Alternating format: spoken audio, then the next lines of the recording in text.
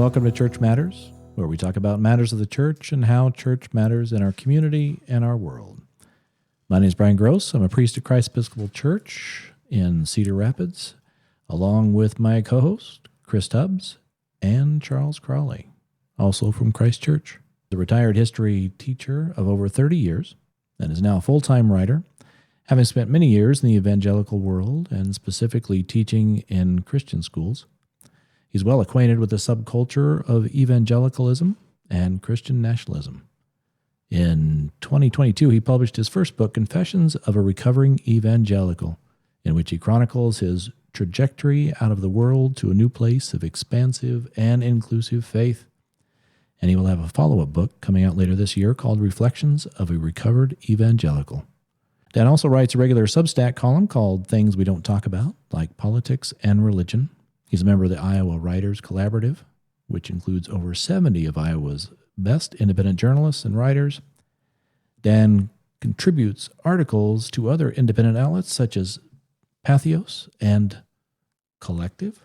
Yeah, Thank you. Dan says that his mission in writing is to educate and help people understand the cultural context that we are currently in with a historical perspective. He's a lifelong Iowan. Yes. Dan, we're just glad to have you here with us today to help unpack this immense topic of Christian nationalism. Well, thanks for having me here. And it is a relevant and expansive topic. You're right. I'll have to admit that I'm a fanboy or fan man. Fan man. Yeah. Dan has a column, a Substack that comes out twice a week. And I always make it a point to read it. It's always well-researched and well-written. And so we're really honored to have you here today, Dan. Well, thank you, first of all, for following my Substack. That means a lot, and I appreciate that. And no, I'm just happy to be here, and the conversation I'm looking forward to. So yeah, let's get started. Well, the article that I want to focus on, and for those you can probably find this online at the Dan Henderson Substack, was one that you wrote on January 5th. It's called, Will Christian Nationalists Ever Stop Supporting Donald Trump? And that's a question I've often asked myself. And here's a few statements that you made in that, and I just wanted you to comment. You say, Christian nationalism is not primarily a moral movement. It is a power movement that uses religious language and images, but espouses no real spiritual inclination. So what would you say to people who think or say that it is a spiritual thing for them? Well, that's a very good question. And that kind of gets down to the individual level. And I've kind of made it my own rule never to judge anyone's particular individual religious or spiritual life or journey, because I'm just not in that position where I can judge what another person really feels and believes. So there's another place in the article where I make it very, very emphatic, though, that Christian nationalism and Christianity are two different things. So while a person who may call themselves a Christian, or let's be more specific, call themselves an evangelical, has all of that orthodoxy that they, quote, believe in, and it may be very, very meaningful to them. But if they also are espousing or adopting a Christian nationalist ideology, that's where these are two different things. And so now in that person, they may equate those two things. Okay, but they really are different.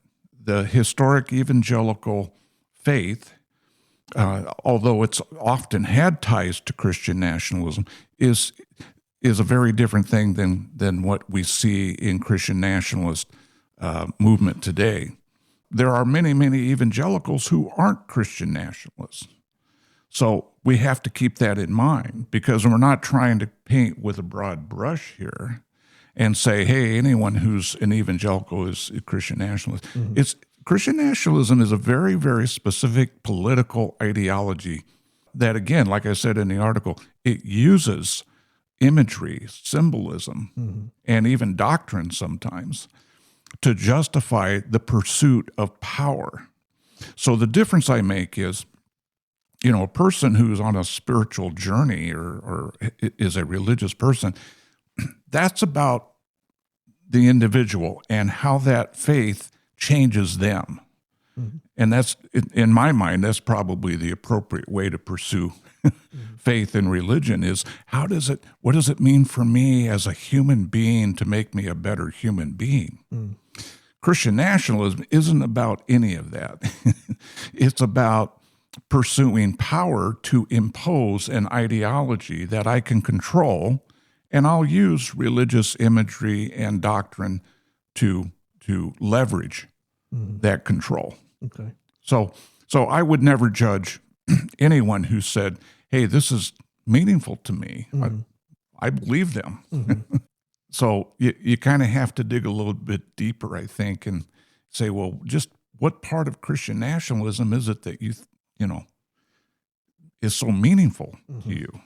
So there was a line in your article where you talk about this pursuit of power, and you describe the Christian nationalist view as being like a zero-sum power game, right? That the goal is dominance. The goal is not to have a sort of democratic system in the way that we classically have talked about America as being this beautiful, politics. Everybody comes away a little bit happy and a little bit unhappy, and that should be the way it works, right? Yeah. And as I thought about that, I first went, well, if we honestly take a look back at American history, we see that attitude of sort of zero-sum power and game and dominance has probably existed at least ever since we had Europeans come over and try to settle here. But I guess then the question in my mind is that just uniquely a human attitude that we see everywhere, or are there examples where we can look around in the world at other countries or other communities, or where we would see an example of what a non-zero sum kind of game would look like that we could aspire to? Well, that's an intriguing question, and when I think about it, the history of Christian nationalism goes much farther back than even American history. So, I mean, if you want to go down that particular rabbit hole, we could begin talking about, the Crusades. We could be talking about the early wars over doctrine and the church councils, so on and so forth. Because a lot of what was tied up in those conflicts was imperial power. It was about domination. But back to your question, nationalism, we kind of have to dissect the words a little bit. Nationalism can be applied to any particular country or nation. There's such a thing as Russian nationalism. Sure. Very much so. Yeah. Oh, yeah. And there have been Hindu nationalists. There have been, of course, Muslim nationalists.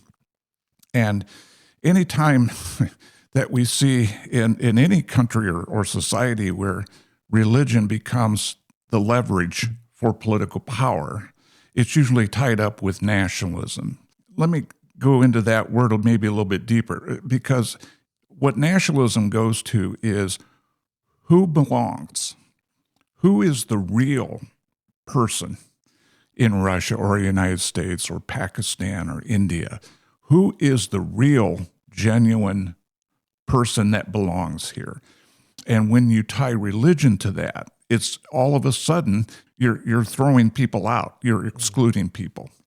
I think you can find, though, elements of both religion and faith that don't do that. I mean, I see that all the time. Like I said, there are many, many evangelicals that I know who aren't nationalists. They don't see their faith as a leverage or a way to increase political power. It's more inward. It's more about using that journey to become a better person, to become a better human being. And that's kind of in a big way, my first book, that's what that's about, was how I left the evangelical faith, because I taught for almost 20 years in Christian schools. Yeah. And I taught history. So what I taught? I taught Christian nationalism. I taught kids. And I don't regret it. I'm trying to fix it now through my writing. But, I taught kids that, yes, the United States is a Christian nation and, the Bible should be our governing contract and so on and so forth.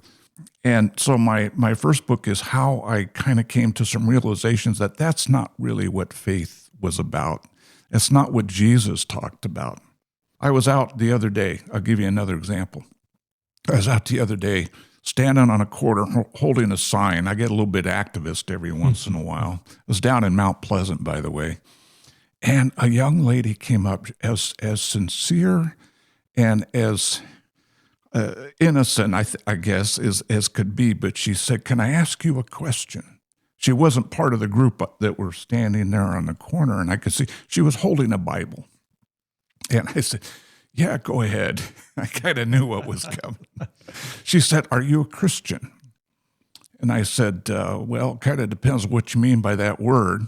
She said, "Oh, then you're an atheist." I said, "Well, there's more options than that, And I said, maybe I'm just someone who takes the teachings of Jesus and tries to follow them, but I wouldn't necessarily classify myself as a Christian in today's context. That kind of bothers me." So we had this conversation, but her world was so binary. You're either a Christian or you're an atheist, and you're either. And then she asked me, "Well, what news channels do you watch?" That was her name. It was like that. How do we go from your faith and what you believe to what news channel? See, so it's so intertwined within the mind of many evangelical people that your religious view defines who you are politically, and vice versa. And my goal, what I've tried to do in the article and in my writing, is let's just separate this out completely and call these what they are. And so I had a nice conversation with that young lady, but she went away a little bit frustrated, I think, maybe. My own story includes growing up very conservative evangelical, being homeschooled and, studying those same history books probably that you taught from with that same philosophy and background. And then coming out of evangelicalism and struggling with exactly your point that so many of the people I know and love who are still in it, at a heart, I don't see them and wouldn't expect for a second that they would be themselves adopting and embracing the kinds of attitudes, the nationalist attitudes that we see from the current administration, right? Certainly in my own experience with them, I have not experienced them the kind of racist and exclusive and anti-immigrant behavior that we have seen. And that's what then gets us into this whole conundrum about, but then how in the world are they still on board with then supporting that party? And it is, I think, in a way, because like you just said, Dan, there's such a binary choice, and it's been presented, especially in that evangelical context, as a very explicit binary choice. Just that's what you hear all the time, and how you are led to believe, and it must be one or the other. And so then it's very easy to say, well, sure, maybe I disagree with some things, and maybe some things that the president does make me uncomfortable, but that's still better being on that team than being on this other team. And those are the only two choices. Yeah. Right. If it had been a couple of weeks later, she would have asked which Super Bowl halftime show you watched. Right. I forget the news channel now. Well, I know for a fact, having read your recent Substack, that you watched both. Yeah. And he wrote a column on the Turning Point USA. It was quite good. Oh, thank you. I started a new job a couple of weeks ago, and I'm behind on all my reading, so I've got to catch up. And when I get to that's the advantage of being retired is I have my morning routine. I get up every morning and I read things. I just have time to read and drink coffee, and it's really nice. And then I start writing. One of these days, Lord willing. In looking at people choosing what they believe or not, and looking at the movement, the Christian nationalism movement, I know there are a lot of folks like me that have said, all right, what's the point then when something's going to be done that folks say, okay, this is going to be it. Now people are going to drop out and say, I don't want to be part of this anymore. And we keep coming up to this bar that then keeps getting lowered or raised. I don't know however you want to look at it, that it isn't enough. It isn't enough. It isn't enough. And in looking at your article, you say that maybe individually people can, but as a group, they're not. There is nothing that's going to dissuade them from being part of this. So if this group continues on and doing what they're doing, where's the hope? Where's the remedy in that? How do you? I was thinking back to talking earlier about, it feels like the 60s and 70s cults era when everybody was in the cult and you tried to get people out and deprogram them a little bit. If there's no bar, what's the remedy then? Well, part of it goes, I think, to numbers. So I'll talk a minute about, what are we looking at in terms of scale here?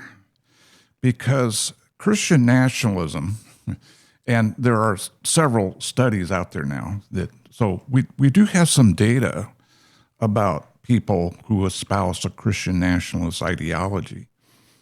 And the Public Religion Research Institute, I don't know if you're familiar with that group, they're really good, has done survey after survey, and it's probably only about 18% of respondents who are what they would call strict adherents, meaning I would call them, serious Christian nationalists. These are the people that want to have the United States declare that we're a Christian nation, use the Bible over the Constitution, and in fact, they would even go so far as to bar non-Christians from participating in government and in society. I mean, it's a pretty radical, but it's a small group. And then you have another subset of people who are sort of Christian nationalists. Maybe when you get up to about 30%.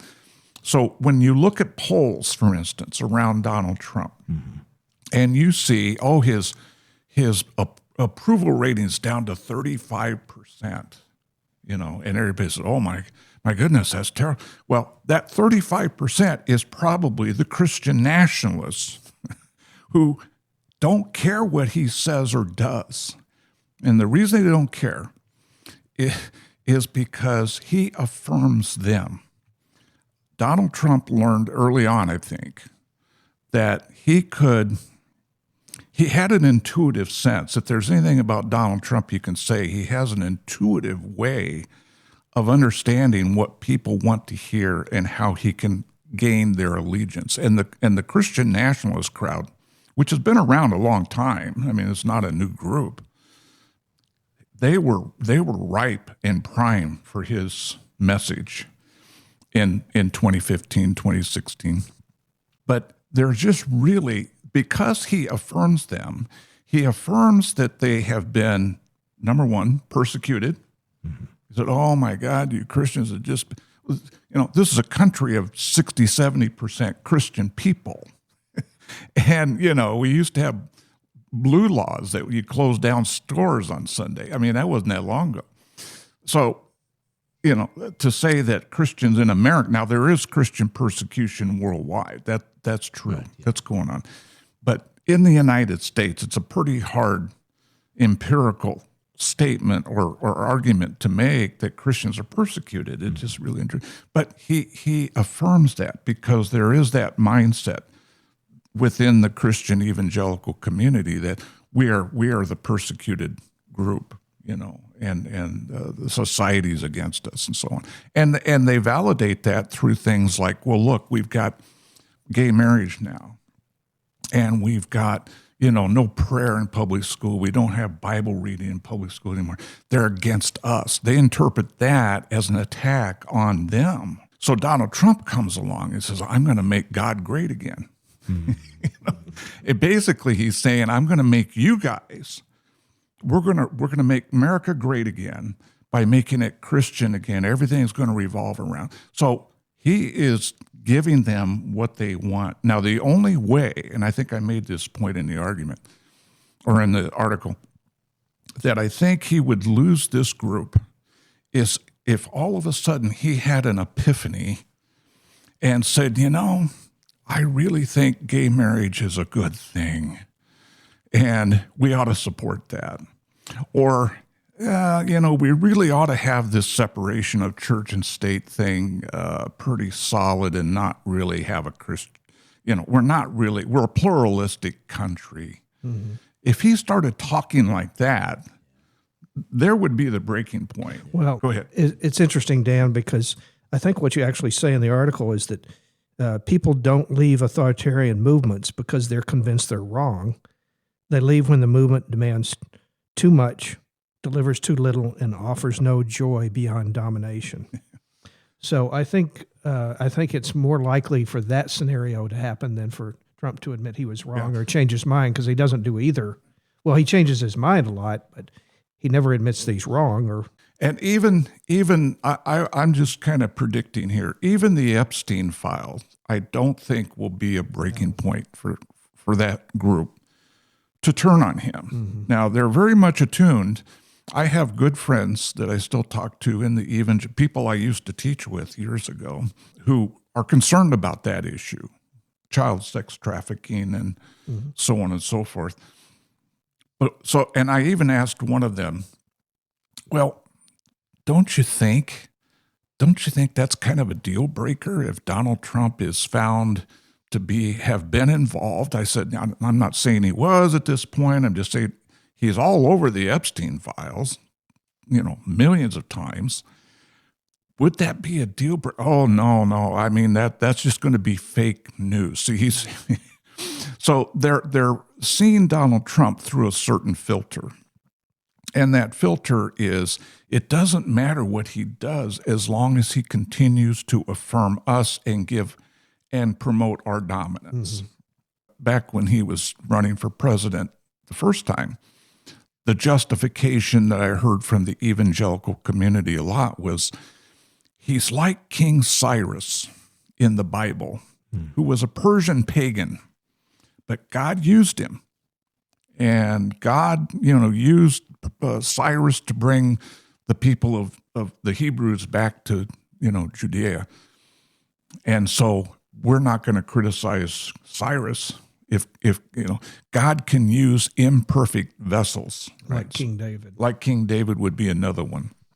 So, no, there's not much of a breaking point that I can see. Now, what may happen is once Trump, and I don't want to predict this, but when he passes on, when he's now no longer around, I'm not sure who the Christian nationalist movement will coalesce around. Mm-hmm. They'll find somebody, I'm sure, but whether or not that person can command the complete allegiance of that group, I don't know. But back to my original numbers, they're not the majority. We have to keep that in mind. Christian nationalists do not make up a majority of the country. So going back to your comment, what do we do? Mm-hmm. That's kind of where I think you were heading. What do we do? Well, first thing I would suggest is that it's kind of a hard thing to think about in our minds, but we need to separate criticizing people who are Christian nationalists from the ideology. So instead of attack, the idea is I don't want to attack Christian nationalists, the person, right? I want to criticize and call out the Christian nationalist ideology without condemning the people. I think that's a really important part of what do we do. And then jumping off from that, I think we have to identify, well, what are the issues that Christian nationalists pursue that we need to stand up for? First one comes to my mind is we have to stand strong for separation of church and state. That cannot be compromised, because if we compromise that one without saying you're a bad person, we will not compromise on separation of church and state. Another one is public education. If we have a pluralistic society, public education has to be for everyone. If you've noticed what Christian nationalists are doing, they're really, really trying to dominate the public school sphere and Christianize secular education, if you will. That's got to be another place where we draw a line. So I think there are battlegrounds there, but we need to think about it in a way that doesn't demean people as we do it, but we take on those issues head on. Well, yeah, you talked about being the Christian group being the persecuted group, that being used, that being said, if we do attack the person, then that just proves the point. Yeah. This is what you believe. Well, you shouldn't. Yeah. Well, you're persecuting me. Well, which is another part of this. I've had people ask me, well, what do we do? How do we fight back? I said, well, first of all, it's got to be Christians right. Yeah. who speak up here. Yeah, good point, yes. The Christians who have had their faith hijacked, basically, through, with Christian nationalism. And I know a lot of people, there's a really good, maybe you're probably familiar with it, Christians Against Christian Nationalism organization online. It's led by Amanda Tyler, who happens to be Baptist. But she has created this coalition of people. Some are non-Christian. There's Jews, there's Muslims, atheists. But she's leading this charge. And I think that's where the charge has to come from, because if it comes from something like Freedom from Religion Foundation, it's a good group, but there's a lot of free thinkers and atheists in that group. So if they lead the charge, the Christian nationalists say, oh my God, there they are, they're persecuting us. And it's those atheists. So there needs to be a broad pushback, and we have to do it. But I think Christians who understand what Christian nationalism is and how it has really, really impacted and hurt the faith, the Christian faith, they need to be the ones that speak up the most, I think. Think about something that my dad used to say, which was that in order to change, you first have to feel like it's safe to change. And because of the way evangelicalism sucks you in sort of whole hog, right? It's not just that it's the place that you go on Sunday morning for an hour for worship, but because it's this entire community and ecosphere, right? It's the news that you listen to. It's the Facebook groups that you participate in. It's the community groups and the music and the whole thing. Transgressing the thought rules there to the point where you sound like maybe you don't agree with some of that. Becomes a very distinct, not just, I'm disagreeing with some of these things, but has the potential of sort of ripping you out or ripping you away from most of your day-to-day, your identity, your identity, your support systems, your community. And I'm speaking a little bit from my own story and experience here too, right? But the thought that as we ask, how do we get people to change? How do we convince people? I have finally, after a decade, it's hard to believe it's been a decade since the 2016 campaign. But I mean, we've seen a progression since the 2016 campaign, a progression of how far the bar could move as far as going, oh, well, that's going to be the last straw, right? Like the Access Hollywood tapes were going to be the last straw. Can you believe that he said that off camera and it was demeaning to James Comey? Yeah. Or whatever. Right. And for 10 years, the bar has moved to the point where people are now defending him by saying, well, just attending a party on Epstein Island, like we can't fault him for that. And so I am 10 years now beyond the point of thinking that there is some point of moral hypocrisy at which this group is going to go, nope, sorry, that was too far. If we haven't got there yet, we're not going to get there.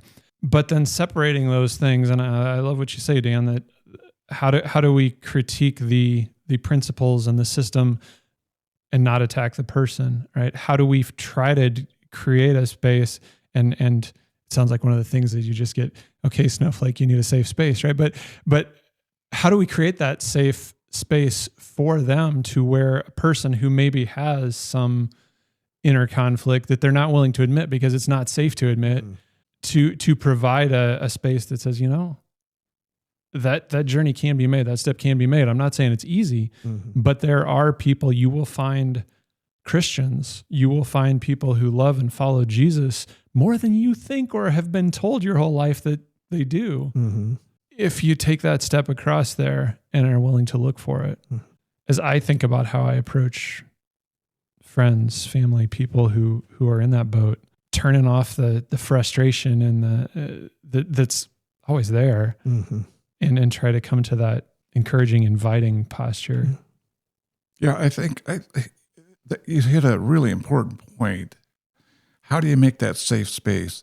And my experience is that it comes through human-to-human contact. The evangelical culture tries to paint a picture of, quote, non-Christians as being evil, satanic.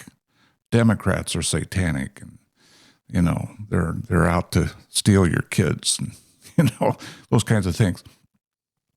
And the only real antidote to that, which is really the core of what they're trying to do, they want to dominate society so that they can, quote, purify it and make it Christian again, the way they think it was when it really wasn't. But that's their goal.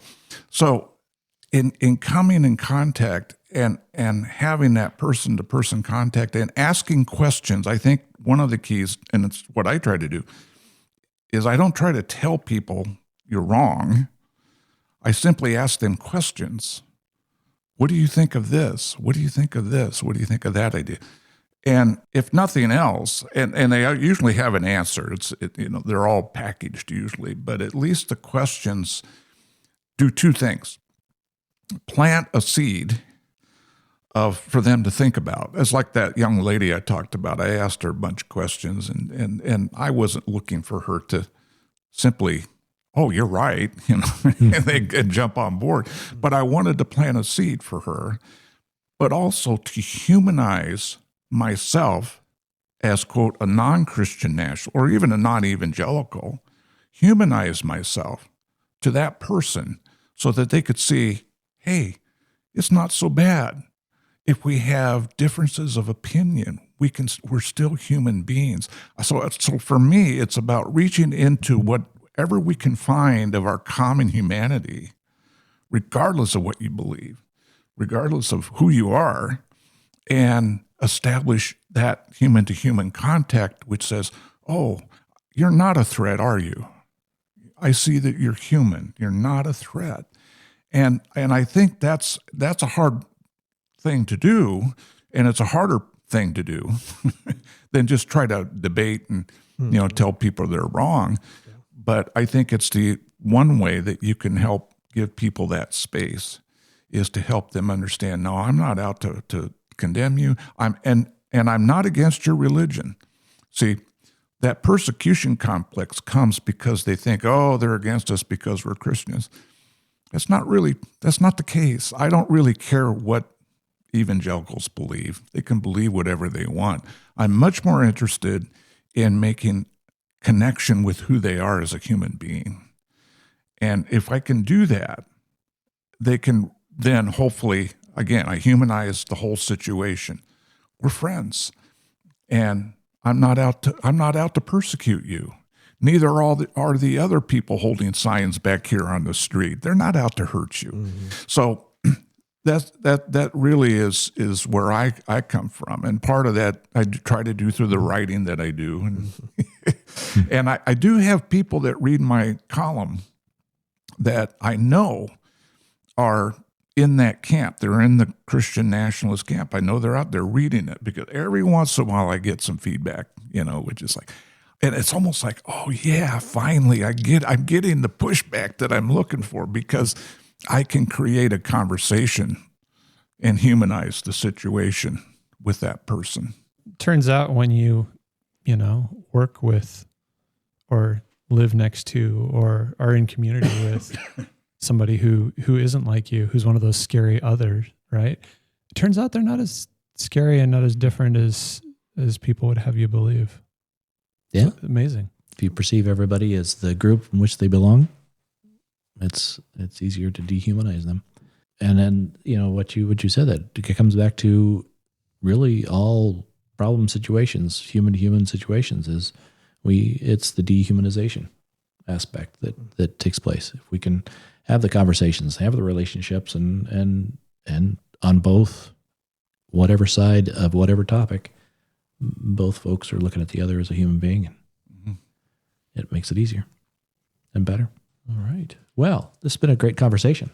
And I think we could do it for another several days in a row. We probably could. And there's a lot to talk about. Well, Dan, I appreciate you being here, and thank you.